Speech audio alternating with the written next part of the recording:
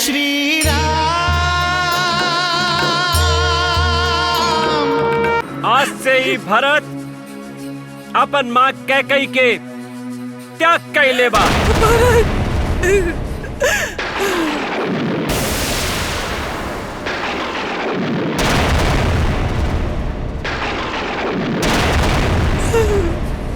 आज के बाद अपन ही कलंकित मुंह हमरा के कबो मत दिखाई। हम इस सहन नहीं कर सकत माँ, और हम इस सहन ना करब। अधर्म, अन्याय, अनीति, अनाचार के सेना लेके रघुकुल के आदर्श पे आक्रमण करे वालन के हम दंड दे के रहब। शत्रुघ्न, रुक जा शत्रुघ्न।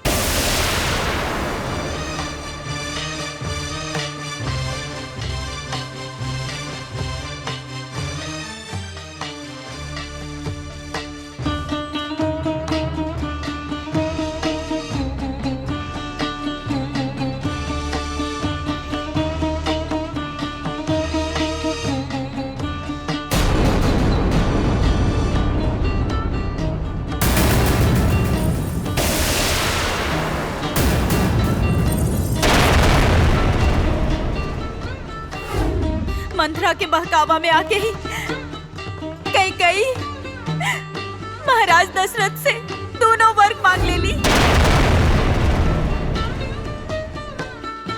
सौमित्र, ये भ्रष्टमती मंथरा अयोध्या के वातावरण के दूषित कर देले बिया। इहे हिया जौन रघुनंदन राम के वन भेज देलस। महारानी कई रुक जो मंथरा।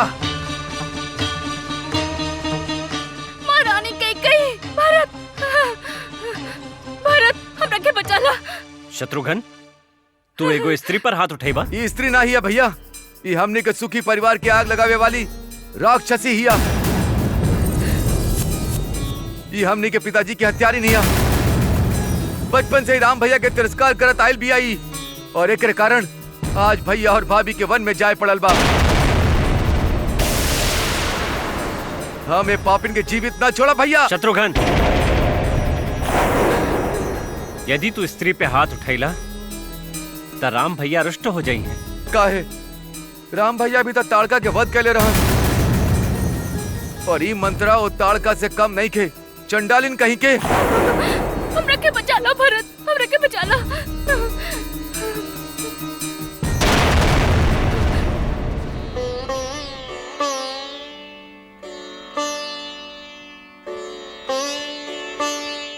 ये कैसे हो गए भरत भैया? पिताजी के तक खो बैठल बानी हमनी, और राम भैया वो का सोची है हमनी के बारे में? और कौशल्या माँ वो का सोची है?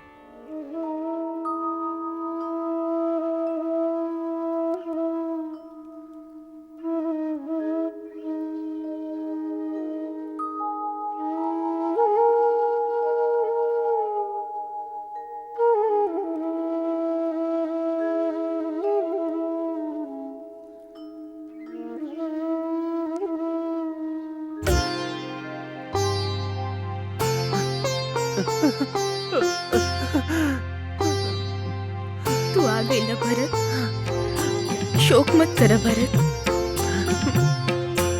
केहू के भी दोष मत द।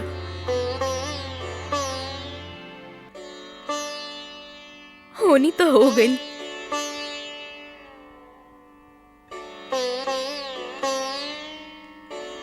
तू अपना आप के अपराधी मत समझ।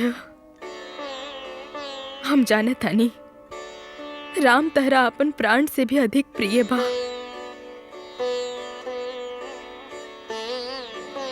और तू हो राम के प्राण से प्यारा हवा। केहू कुछ कहे भरत, तू राम के विरुद्ध कभी नहीं खजा सकत। एकर हमरा अटल विश्वास है। माँ,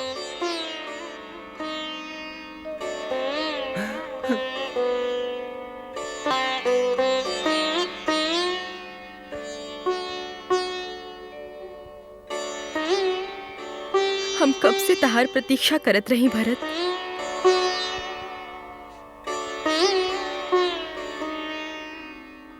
पत्नी जे हई पति के अवहेलना नहीं की देख सकत। मृत्यु के पश्चात भी अंतिम संस्कार के प्रतीक्षा में बाड़े।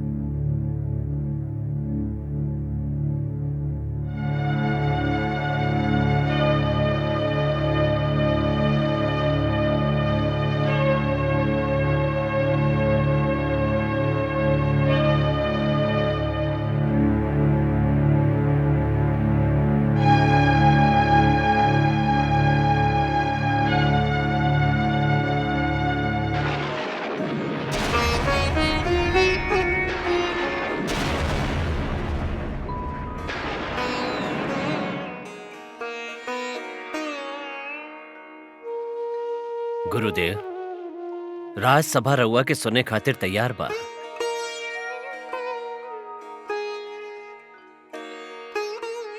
ये पहला राजसभा बा जेकरा में महाराज दशरथ नहीं खन।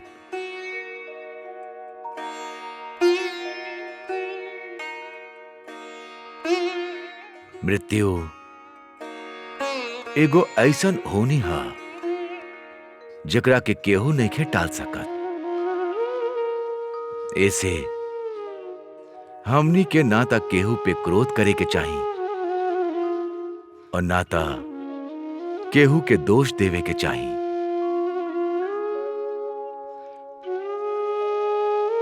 काहे कि मनुष्य के हाथ में हइये नहीं के, इता विधाता के हाथ में बा।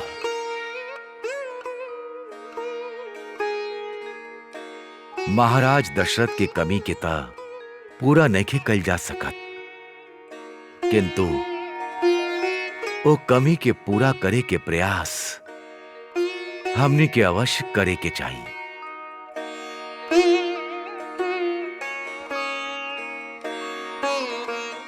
कौनो राज्य के राज सिंहासन के खाली रखल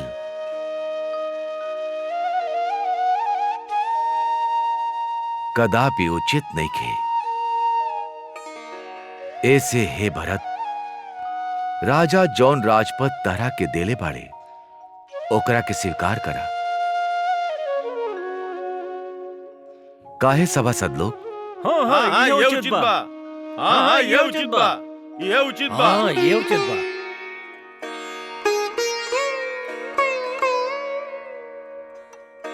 पुत्र भरत, राजसभा और गुरुदेव उचित ही कह रहल बाड़े।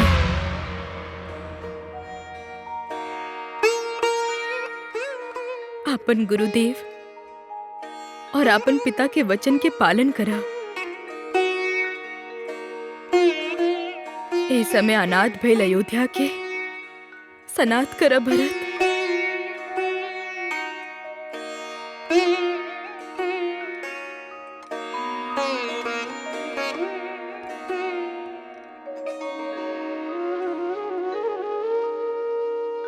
गुरुदेव, मंत्रीगण और हर केहू जे इस सभा में उपस्थित बा हमरा खातिर आदरणीय बा। कहे कि रउआ लोग हमार पिता के साथ देले बानी।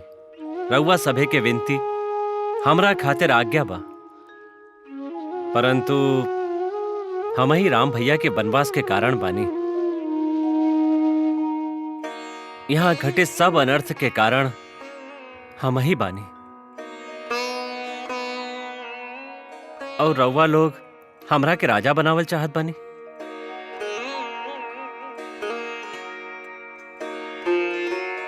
का ई उचित बा?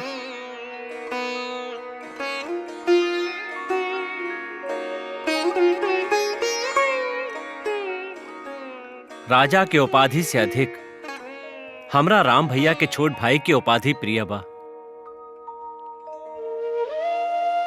हम रउआ सबसे बड़ा विनम्रता से विनती करत बानी कि जब तक हमरा के राम भैया और जानकी भाभी के दर्शन नहीं किए हो जात, ये भरत पश्चाताप के अग्नि में जलत रही।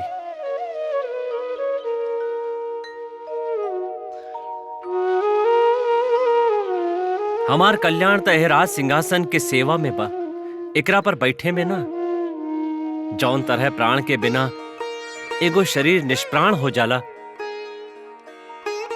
वही तरह राम भैया के बिना हमार जीवन निष्प्राण बा।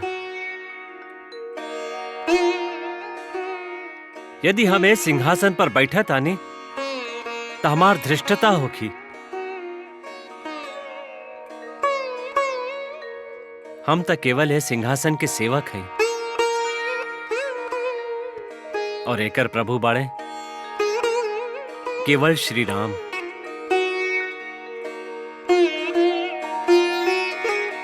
परंतु रघुनंदन राम तो वन चल गई बाड़े, तो हमने उनका के वापस ला सकता नहीं।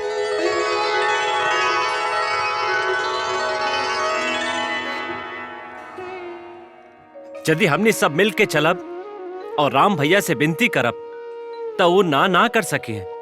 हम स्वयं उनका से विनती करब। ये अच्छा सुझाव बा गुरुदेव। हमने के तत्काल वन में जाए के चाहिए। गुरुदेव, यदि रउआ आज्ञा दी तबे हमने वन जाए। आज्ञा कैसे ना दी भरत, आज्ञा कैसे ना दी। आज तो आपन विवेकपूर्ण निर्णय से अयोध्यावासी सबके निष्प्राण हो चुकल शरीर में प्राण फूंक देले बड़ा। निराश हो चुकल मन में आशा जगा देले बड़ा भरत। राम आपन पिता के वचन पालन करे खातिर अयोध्या के राज सिंहासन के त्याग देलस,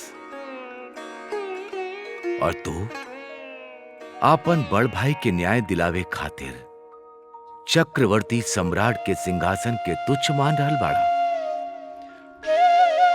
आज अयोध्यावासी के सिर तू गर्व से ऊंचा कर देला भरत।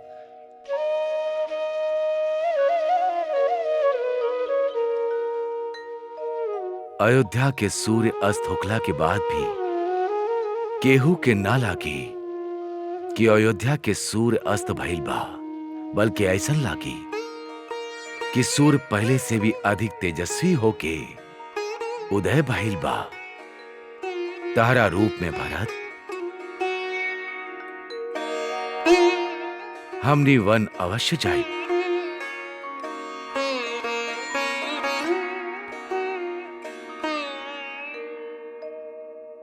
सत्य में तू राम के छोट भाई बाड़ा।